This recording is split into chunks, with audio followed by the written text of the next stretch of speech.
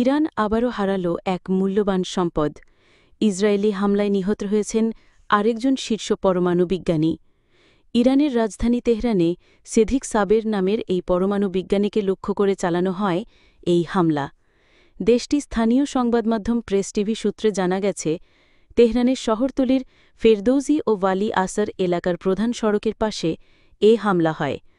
হামলার ধরনের সময় সম্পর্কে বিস্তারিত না জানানো হলেও ধারণা করা হচ্ছে পরিকল্পিতভাবে তাকে টার্গেট করা হয়েছিল।